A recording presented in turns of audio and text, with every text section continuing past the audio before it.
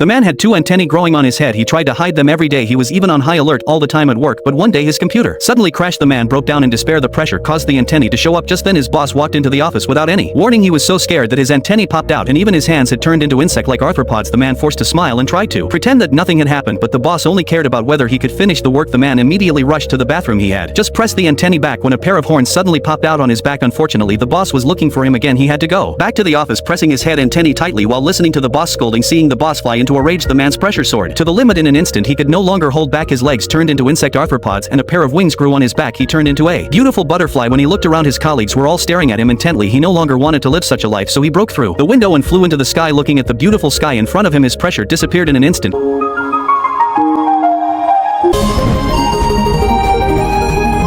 He kept flying forward. Suddenly, he fell heavily to the ground. Even so, there was still a smile on his face because he no longer had to be afraid of work. When he opened his eyes, he saw countless creatures like him flying freely in the sky. He was no longer alone.